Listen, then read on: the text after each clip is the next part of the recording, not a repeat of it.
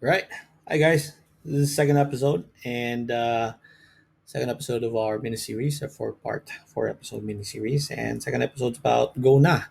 So basically, this episode's about once you've already basically decided or accepted an offer, or already paid everything and everything's settled and you're ready and good to go wherever it is you might be going. So depending on where it is, you could be going here in Asia only, or in Europe, in Australia, New Zealand, and with the US.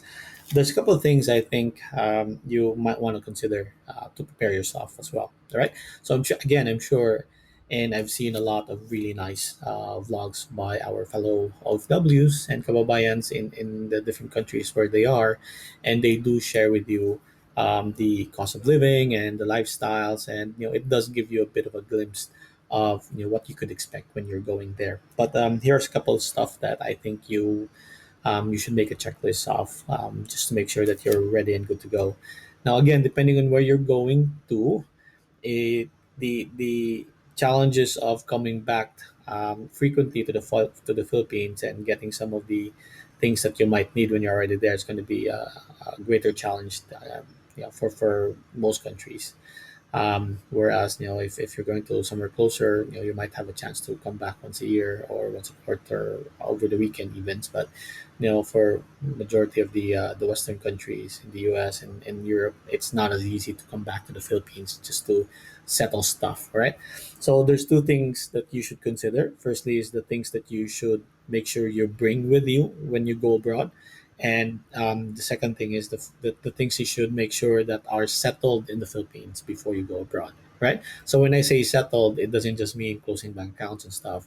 There's certain things that I think you should make sure that it's tidied up, or at the least it's tidied up and taken care of in the short term.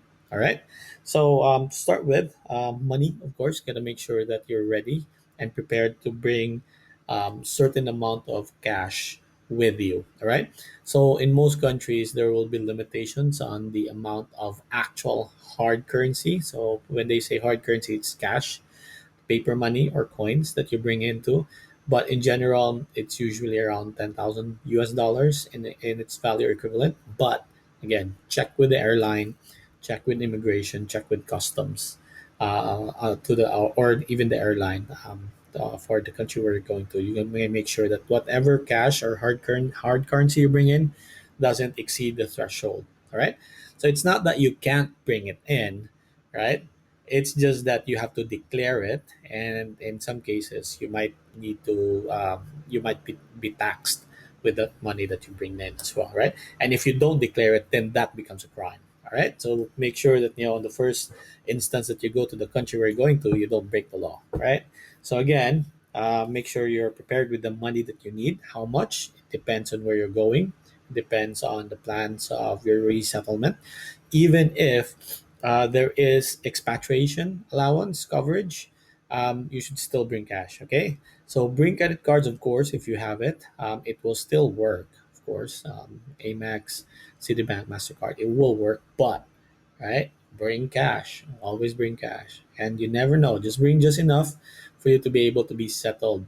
At least maybe a month's worth, so that you're pretty much covered for any eventuality, right? Because within that month, I'm sure you can already open a bank account and get some money wire transferred, or you might already get your first pay and so on and so forth, right? And the key thing to remember as well is that if you were listening to my previous episode, you have to make sure you time when you go with the pay frequency, the salary payment frequency as well, right? Because again, you got to make sure that you are able to sustain yourself for that amount of time up until you receive your first pay. And in certain countries, it's not just the pay frequency; it's how long does it take you to open up a bank account, so that they can deposit it in your bank account. If it's a check, what are the requirements in the bank? So you should put a little bit of buffer. Okay, so maybe just to be on the safe side, 2 months. Make sure you can live on your own for 2 months because you never know. And then you then within 2 months, I'm sure, quite certain you could already settle everything. So you might think that bank opening bank accounts would be very straightforward, but yeah, you never know. I've experienced it when I was in Hong Kong and I was living there. Opening a bank account was excruciatingly painful for an expat there. They need has a requirement. They need you to have proof of address from your country of origin. So just imagine that, right? So make sure you know and you do your research first. So a lot when I was in Hong Kong, it's like all the expats that I was working with, and it was about the company I was working with. It was about 70-80% expats. We all had the same experience, and we all were grumbling and complaining about it. Right, because most of us were living abroad for more than 5-10 years already, so we didn't have any proof of the address from whichever country we came from. So it was a really challenge. I was able to sort it out in the end because I had a bank account to send a statement, so quite lucky. So, anyways, right. So make sure you have money. Okay. Next thing is driver's license. I would highly recommend, even if you're not driving to where you're going, make sure your driver's license is valid. It's very useful. It's quite useful because it allows you to drive. Our driver's license is actually in English, so in most countries, they will accept it because they can read it in English. But if you could get that international thing from Drivers Association of the Philippines, I think, then go get it. Make sure your driver's license has sufficient amount of years left in it, so that you don't have to be. You can use it for at least a year or two. That allows you to convert your license as well. All right, so that's the other thing. You can use it as it is. Plus, in most Western countries, there's a different and easier path to convert your license rather than go with a path wherein you start from zero. Right. So driver's license is very useful. Make sure you do that. Make sure you understand your passport expiry. Now, again, I think as a standard, at least 6 months. And the good thing as well is because when you're going abroad, you can actually have your passport renewed in the Philippine embassy where you're going to, and it's going to be a lot more easier than doing the passport renewal in the Philippines. Trust me.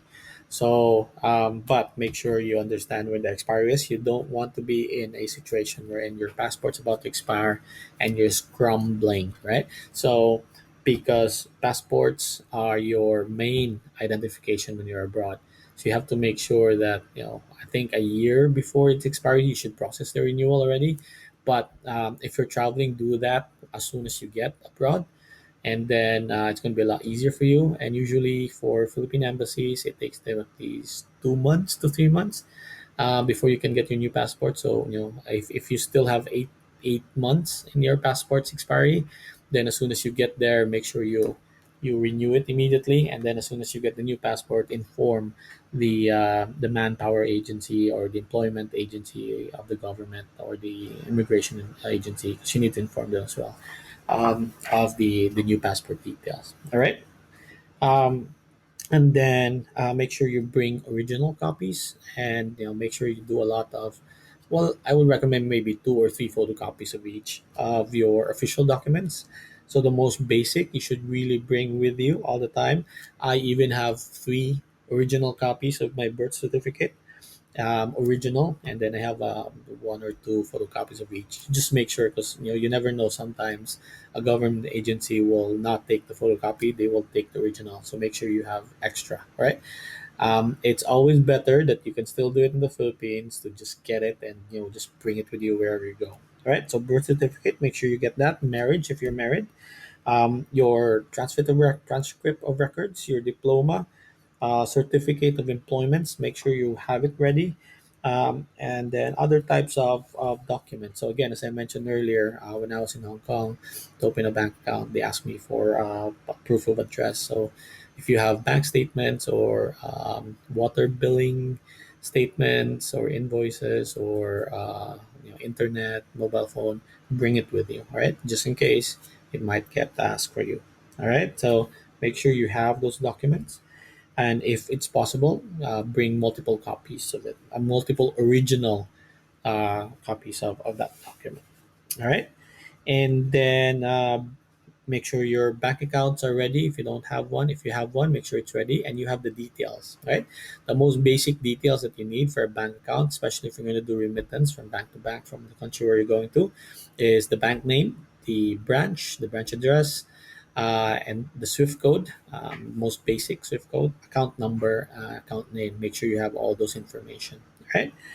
And then if you need to close down some accounts, then close it down. If you need to do some stuff, when I say you need to close down, is because some accounts, if you're below the daily average or the monthly average or whatever they call it, they're just going to eat away from the money that's already in the account.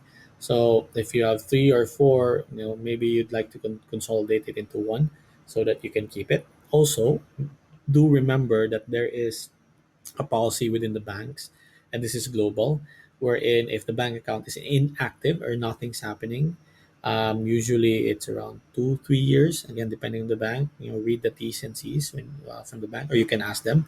They will actually probably close the bank account. So I think it's about 2 or 5 years, depending. Again, read the T's and C's. But to make sure that it's always active, even if you don't need to send money to the Philippines, just send a nominal amount if you want to keep the account. Now, if you don't want to keep it, then in that sense, just close the account in the get go. All right. So send some money into it so that it will be active. All right. So maybe 1,000 pesos every other month or every quarter, every year, just so that it's active. All right.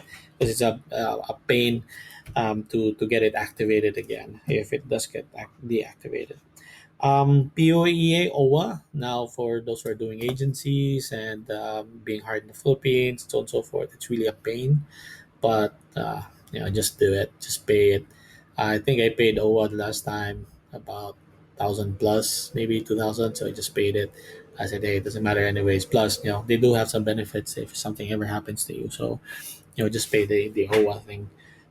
If you can get away with it and not paying it in the Philippines, now if you're ever in the embassy, just go ahead, drop by and pay it. If you think about it, when you're already overseas, 2,000 pesos probably just around $50 or less, and I think that's for 2 years. I think so. Just go ahead and pay it. You never know, you might need it.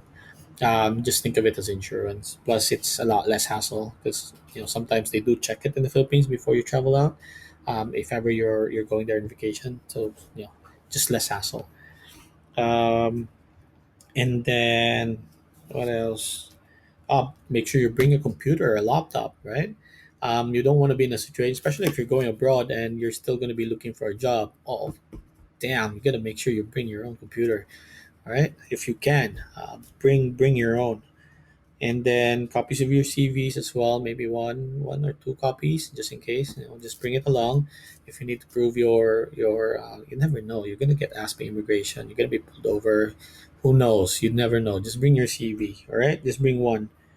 And then you should also practice listening and speaking in the language where you're going to. So if it's in English, if you can in the Philippines, go and practice that language already. So go and talk to somebody in English for a while and let them speak fast, let them speak slow. If you know somebody from that country, let them speak to you in that language because Filipinos, it's quite amazing. Wherever we go, we're able to, in just a few months or weeks, we're able to adapt how we speak into the way that locals speak. It's quite amazing.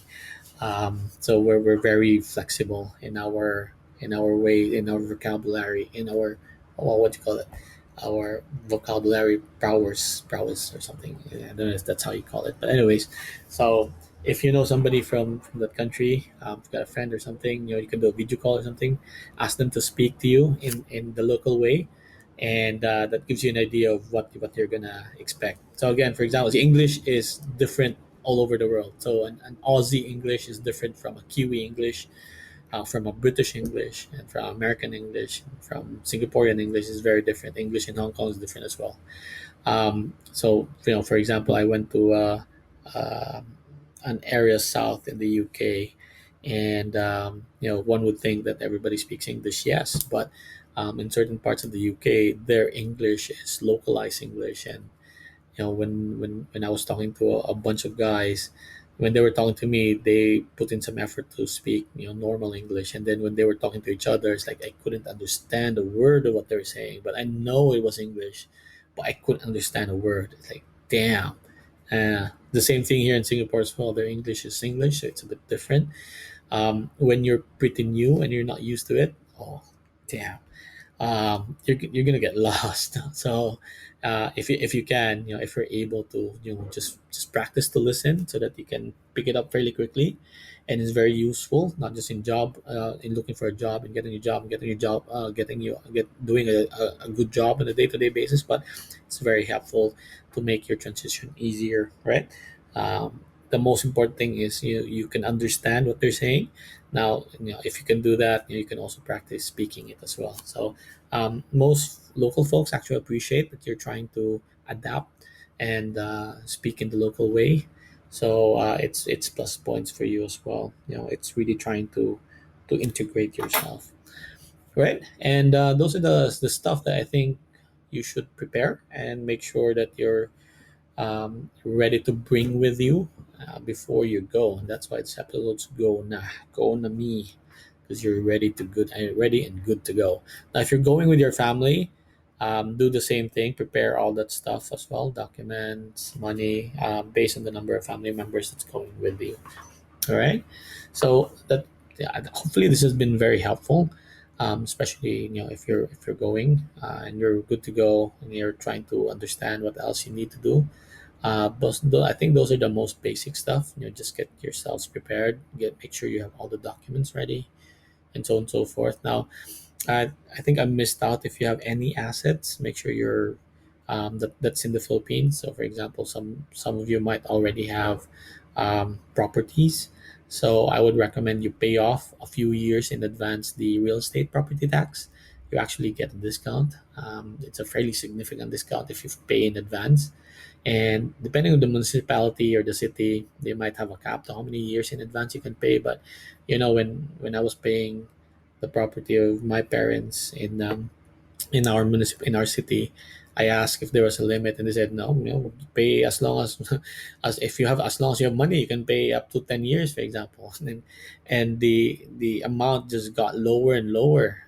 So it actually makes sense to pay it in advance. Plus, because you're abroad, you want to make sure that you don't get penalized.